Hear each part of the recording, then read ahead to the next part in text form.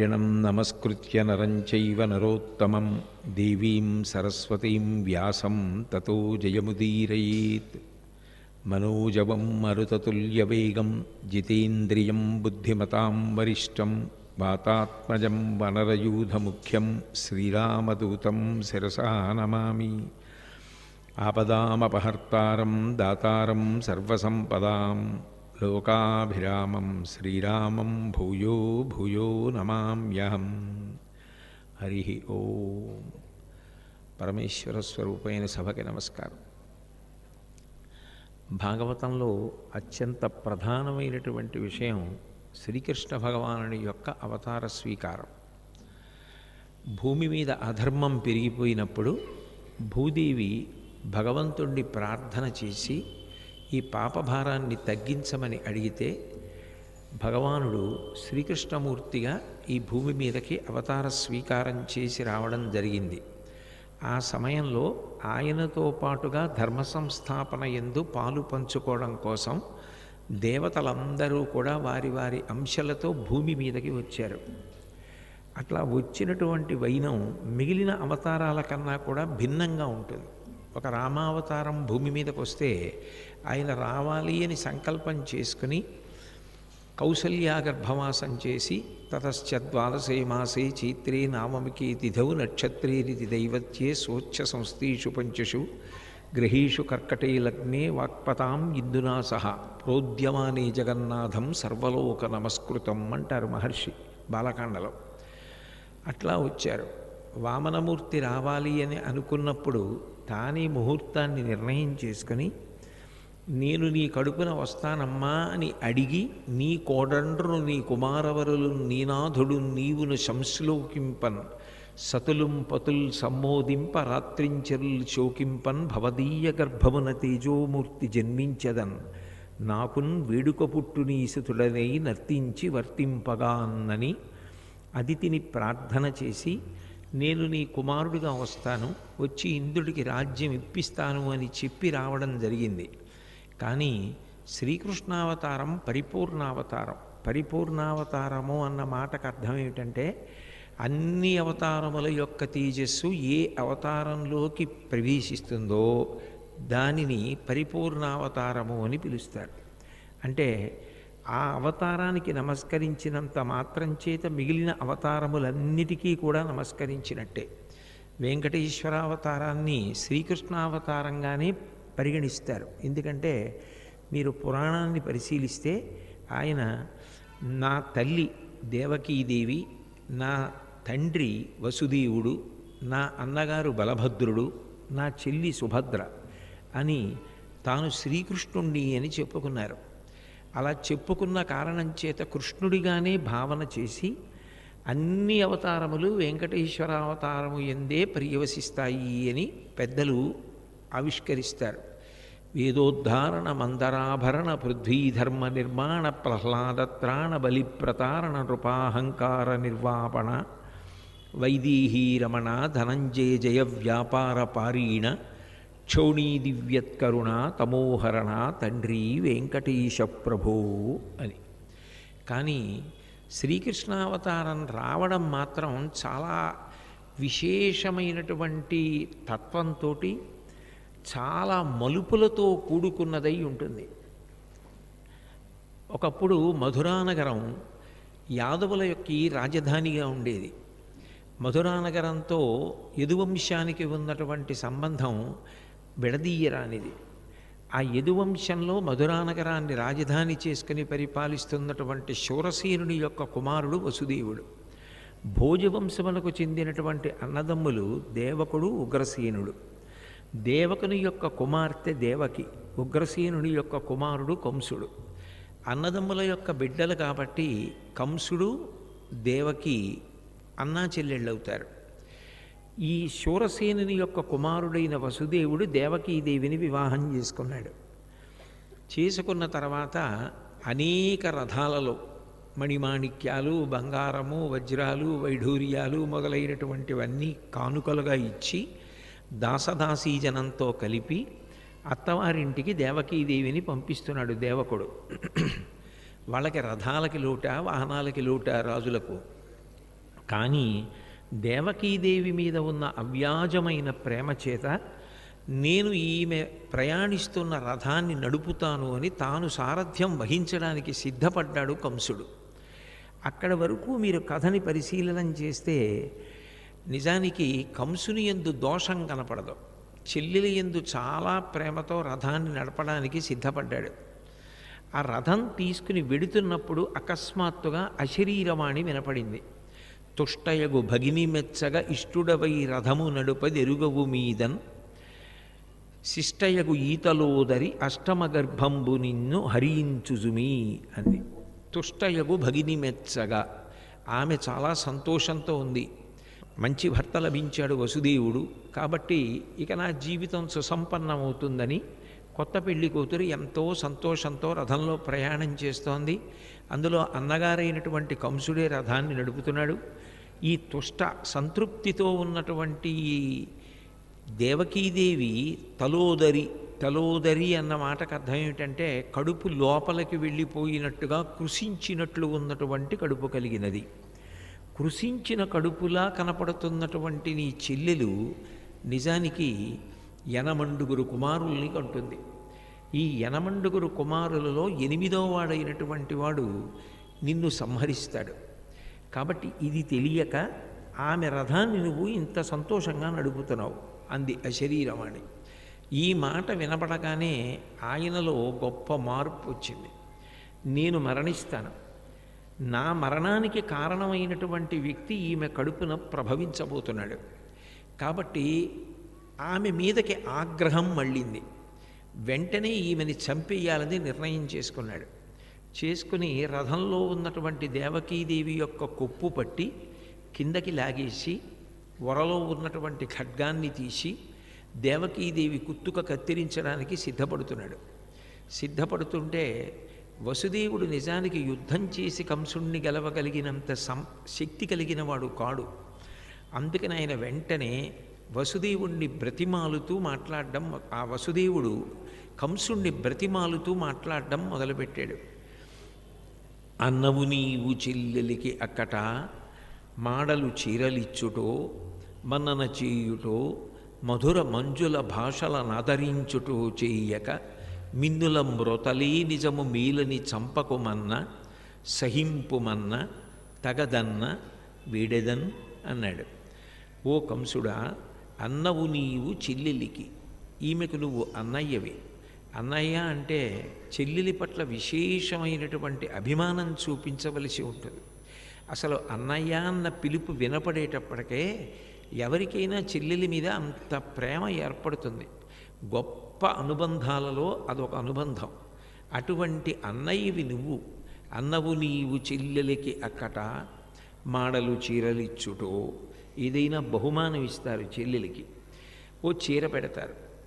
ఎంత ఐశ్వర్యవంతురాలైనా చెల్లెలు అక్క పుట్టింటికి వచ్చినప్పుడు నిజానికి తాను మెట్టిన ఇల్లు ఎంత ఐశ్వర్యవంతమైనదైనప్పటికీ పుట్టింటి వారు పెట్టినటువంటి చీర ఎంతో సంతోషంతో కట్టుకుని పుట్టింటి నుంచి బయలుదేరుతుంది. ఆ అన్నా చెల్లెళ్ళ అనుబంధం అంత గొప్పది. ఎప్పుడూ పుట్టిల్లు వృద్ధిలోకి రావాలని, అన్నదమ్ములు బాగుండాలని మనస్ఫూర్తిగా కోరుకోగలిగిన విశాల హృదయం ఉన్నది అక్క చెల్లెలు. అటువంటి చెల్లెలకి అన్నగారివి నువ్వు. ఆమెని సంహరించడం ఏమిటి? అన్నవు నీవు చెల్లెలికి అక్కట మాడలు చీరలిచ్చుటో మన్నన చేయుటో మధుర మంజుల భాషలను ఆదరించుటో. ఇంటికి చెల్లెలు వచ్చింది, అక్క వచ్చింది అంటే ఓ చీర పెడతారు, ఓ బహుమానం ఇస్తారు. ఏదీ లేకపోతే ఆదరించి మంచి మాటలు మాట్లాడతారు. వాళ్ళు కిలకిలా నవ్వి సంతోషించి వెళ్ళిపోయేటట్లుగా ప్రవర్తించాలి. అది కనీస కర్తవ్యం. మధుర మంజుల భాషలను ఆదరించుటూ చేయక మిన్నుల మ్రోతలి నిజము మీలని చంపకుమన్న. నీ దగ్గరికి ఎవరైనా సర్వజ్ఞులైన వారు వచ్చారా? వచ్చి నీకేమైనా చెప్పారా? ఎక్కడో ఆకాశం నుంచి ఏదో వినపడింది, అది ఎవరన్నారో తెలియదు. ముందు వెనక ఆలోచించకుండా ఆకాశం నుంచి వినపడినటువంటి వాణి నిజము అన్న ఉద్దేశ్యంతో ఆమెని చంపడానికి సిద్ధపడతావా?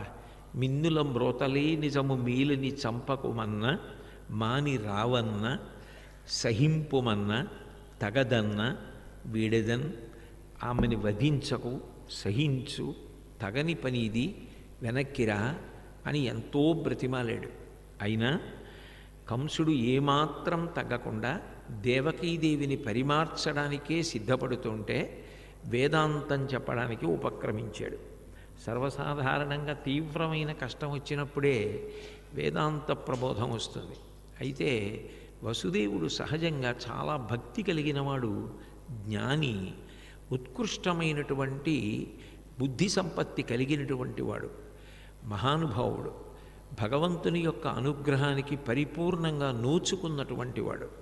కాబట్టి వసుదేవుడు చెప్పినటువంటి వేదాంతాన్ని ఏ హిరణ్యకశిపుడు చెప్పిన వేదాంతంతోటో సమానంగా చెప్పడానికి వీలు ఉండదు. ఆయన ఉన్న సత్యాన్ని చెప్పాడు. లోకంలో ఎవరు చేసినటువంటి కర్మ యొక్క ఫలితాన్ని వాళ్ళు అనుభవిస్తారు. అసలు నిజంగా చెప్పాలి అంటే సనాతన ధర్మానికి అంతటికీ కూడా ప్రాణప్రదమైన సిద్ధాంతం ఏది అంటే కర్మ సిద్ధాంతం. ఎవరు ఏ కర్మ చేశారో ఆ కర్మ యొక్క ఫలితాన్ని ఆ జీవుడు అనుభవించవలసిందే. దాన్ని తప్పుకోవడం సాధ్యం కాదు. కానీ ఒక్క భగవంతుడు మాత్రం తలుచుకుంటే ఆ కర్మ ఫలితాన్ని తగ్గించగలడు, ఆ కర్మ యొక్క ఫలితాన్ని తీసివేయగలడు. ఆయనొక్కడు అధికారి తప్ప కర్మయే ఫలితాన్ని ఇస్తుంది. నిజానికి ఎన్ని శరీరములు పుచ్చుకున్నప్పటికీ పుచ్చుకోవడం దేనికి అంటే చేసిన కర్మల యొక్క ఫలితములను అనుభవించడానికి. దేవీ భాగవతంలో వ్యాస భగవానుడు అంటాడు, కాలోహి బలవాన్ కర్త సతతం సుఖదుఃఖయో నరాణం పరతంత్రాణం పుణ్యపాపానుయోగత. గత జన్మలలో నేను చేసిన పాపపుణ్యములేవో నాకు తెలియవు. ఆ పాపపుణ్యములు సంచితముగా కొండలుగా పడి ఉంటే ఈ జన్మలో నేను కొన్ని పాపాలకి ఫలితం, కొన్ని పుణ్యాలకి ఫలితం అనుభవించమని సుఖదుఖములుగా రెండిటినీ కలిపి అనుభవించడానికి ఒక శరీరం ఉండాలి. కాబట్టి మళ్ళీ కొత్త పుణ్యం చేసుకోవడానికి కూడా ఒక శరీరం కావాలి. కాబట్టి ఈశ్వరుడు ఈ శరీరాన్ని ఇచ్చి పంపిస్తాడు. ఆయనకు ఒక్కడికే తెలుసు నీ చేసిన పాపమేదో పుణ్యమేదో. దానికి ఫలితాన్ని ఇవ్వవలసి వచ్చినప్పుడు కాలము రూపంలో అనుగ్రహిస్తాడు. ఒకనాడు సంతోషంగా ఉంటుంది, ఒకనాడు బాధ కలుగుతుంది. బాధ కలిగిన నాడు పాప ఫలితాన్ని అనుభవిస్తున్నాడని గుర్తు, సుఖాన్ని పొందిన నాడు పుణ్య ఫలితాన్ని అనుభవిస్తున్నాడని గుర్తు. కాల కలయతామహం అంటాడు గీతాచార్యుడు. కాలస్వరూపంగా నేనే పాపపుణ్యములను లెక్క పెడుతున్నాను అంటాడు. అటువంటి భగవంతుడు కర్మలకి ఫలితాన్ని ఇస్తాడు. కాబట్టి ఒక వ్యక్తి మరణించాడు అంటే బావా అది ఎవరో చంపారు అన్నది మిష, ఒక నిమిత్తం. నిజానికి ఎవరు చేసినటువంటి కర్మ వారికి అనుభవంలోకి వచ్చినప్పుడు అది తీవ్రమైన దుష్కర్మ అయితే, అది మూలఘాతి అయితే అది శరీరాన్ని పడగొడుతుంది. కాబట్టి కర్మములే మేలునిచ్చును, కర్మంబులే కీడునిచ్చు, కర్తలు తనకున్ కర్మంబులు బ్రహ్మకైన, కర్మకుడై పరుల తడవగానేమిటికిన్. ఎవరికైనా చేసిన కర్మలే గొప్ప ఫలితాన్ని ఇస్తాయి. ఈయన పూర్వజన్మలో ఎంత పుణ్యం చేశాడోనండి అంటారు. గత జన్మలలో చేసుకున్నటువంటి పుణ్యం ఎక్కడికి పోదు. ఆ పుణ్యాన్ని బట్టే అంత గొప్ప స్థితిని పొందుతాడు. పరాశర భట్టర్లని వైష్ణవ సంప్రదాయంలో మహానుభావులు, ఆయన శ్రీగుణరత్న కోశం అని ఒక అద్భుతమైన గ్రంథాన్ని రాశారు. అందులో ఆయన ఒక మాట అంటారు, యద్భ్రూభంగా ప్రమాణం స్థిరచరరచనా తారతమ్యే మురారీ వేదాంతాహ తత్వచింతామురభిదురసి యత్పాదచిహ్నైత్తరంతి భోగోపోద్ఘాతకైళీచులికిత భగవద్వైశ్వరూప్యానుభావ సానశ్రీ అస్ఫురణీతాం అమృతలహరిధీలంగనీయై అపాంగై అంటారు. యద్భ్రూభంగా ప్రమాణం స్థిరచరరచనా తారతమ్యే మురారీ.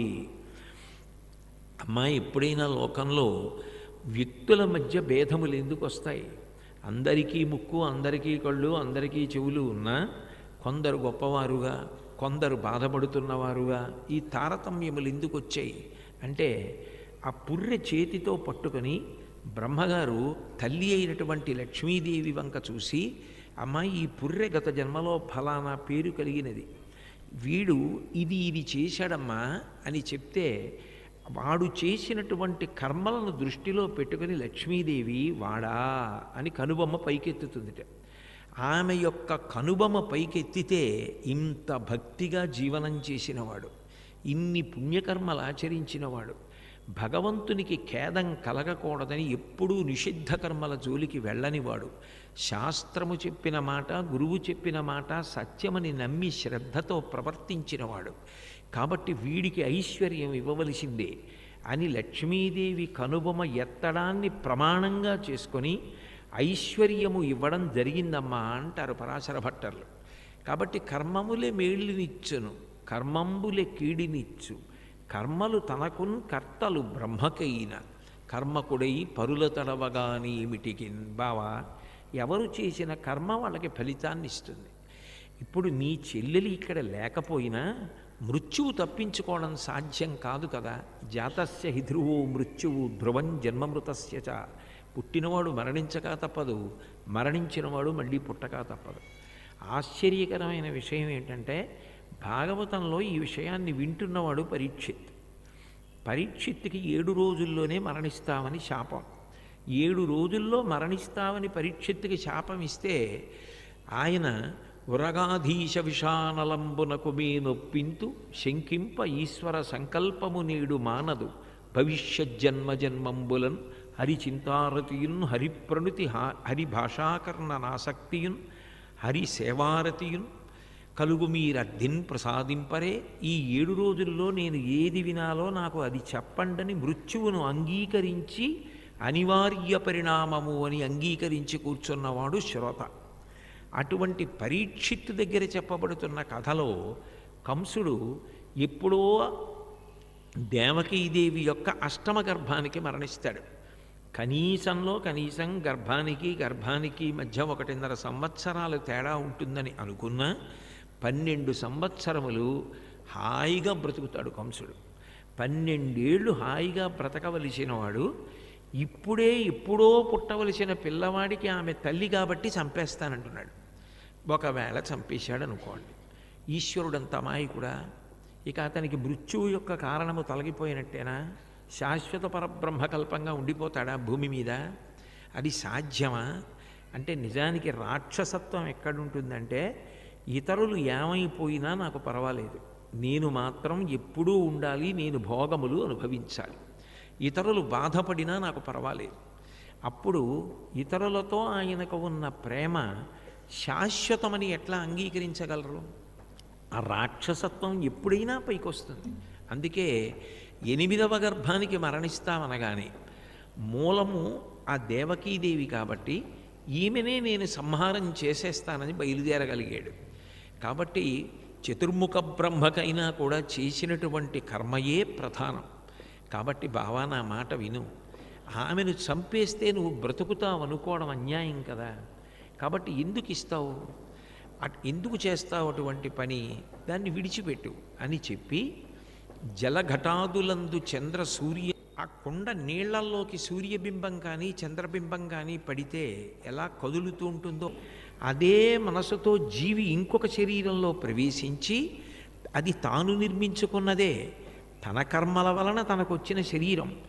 బాగా పుణ్యకర్మలు చేసినటువంటి వాడు ఉత్తమ శరీరాన్ని పొందితే, పాపకర్మలు చేసినటువంటి వాడు తిరియక్కైతే ఆ మనసుతోటి, ఆ రాగముతోటి, ఆ వాసనా బలంతోటే ఈ శరీరమునందు కదులుతున్నాడు, కొత్తగా తయారు చేసుకున్న శరీరంలో.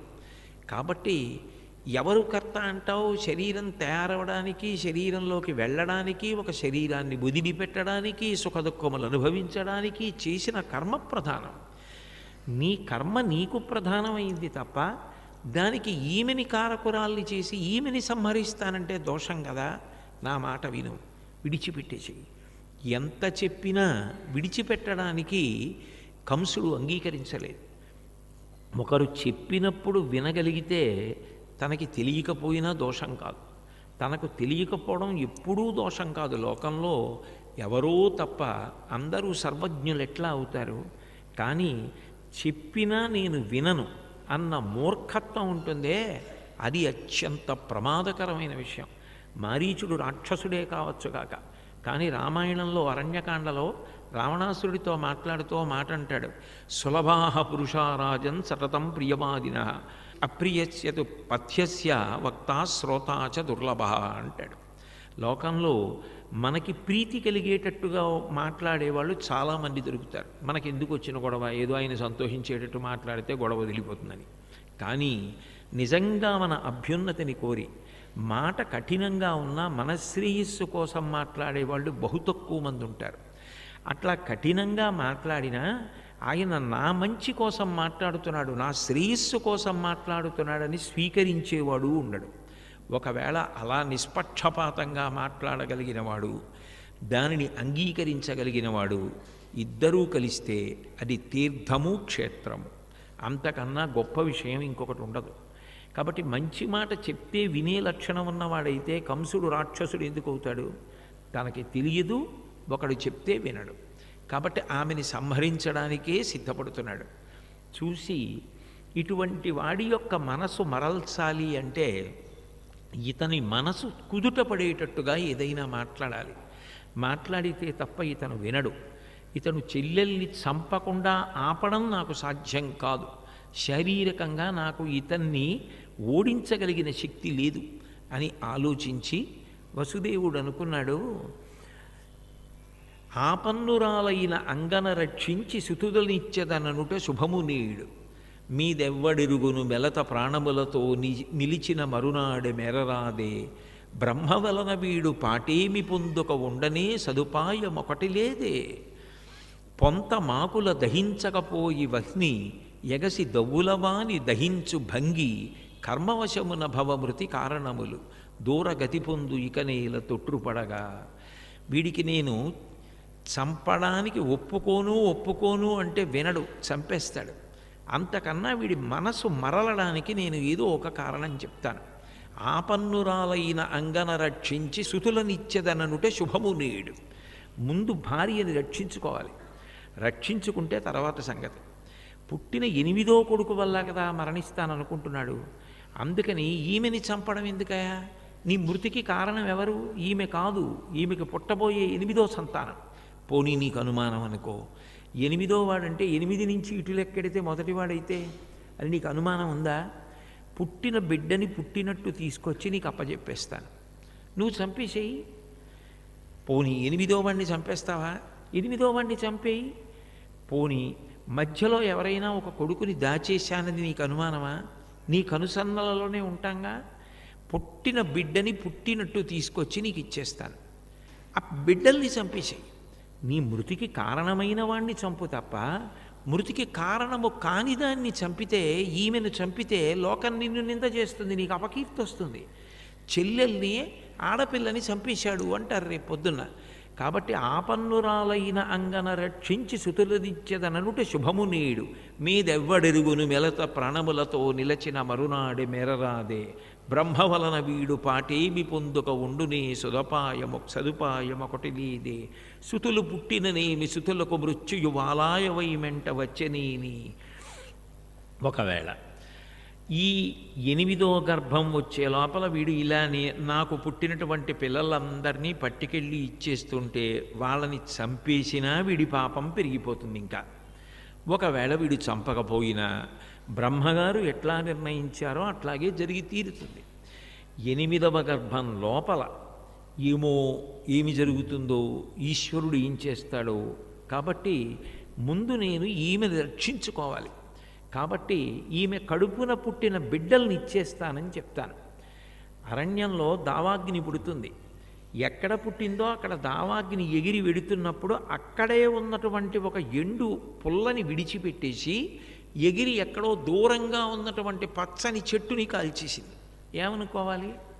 అక్కడే ఉన్న ఎండు పుల్ల మిగిలిపోవడం ఏమిటి, దూరంగా ఉన్న పచ్చని చెట్టు కాలిపోవడం ఏమిటి అంటే, ఎగసి దవ్వులవాని దహించు భంగి, కర్మ వలన భవమృతి కారణములు దొరగతి పొందు ఇక నేల తొట్టుపడగా. చేసుకున్న కర్మచేత పుట్టుక కానీ మరణం కానీ సుఖదుఖములు కానీ ఉంటాయి. కాబట్టి ఒకవేళ ఈమె 8వ కుమారుని చేతిలో వీడి మరణము తథ్యమైతే అదే జరిగి తీరుతుంది, ఆపడం వీడికి సాధ్యం కాదు. కాబట్టి ముందు భార్యని దక్కించుకుందాం. అందుకని కంసుడి దగ్గరికి వెళ్ళి వసుదేవుడు అన్నాడు, ఈ లలనకు పుట్టిన కొమరుని వలనం తెగెదనుచు గగనవాణి పలికెనంచు నీ వలిగితివేని ఈ మృగాక్షికి కల కొమరుల చంపనిత్తు క్రమమున నీకున్. కన్స్ట్రక్షన్ రంగాలలో దశాబ్దపు అనుభవంతో కస్టమర్ల మరియు శ్రేయోభిలాషుల మన్ననలను నమ్మకాన్ని గెలుపొందిన సంస్థ విఆర్ఆర్ కన్స్ట్రక్షన్స్. నాణ్యతకు నమ్మకానికి మారుపేరు VRR constructions. Independent houses, apartments, villas అన్ని రకాల హంగులతో అలరించే అద్భుతమైన వెంచర్స్ తో పాటు అందరికీ అందుబాటు ధరలో సొంత ఇంటి కలను సాకారం చేసే నమ్మకమైన సంస్థ VRR constructions. Please visit VRR Constructions, Varatex Plaza near Radhika Theatre, ECL X Road, Hyderabad. Call to 9100885551 9100885559.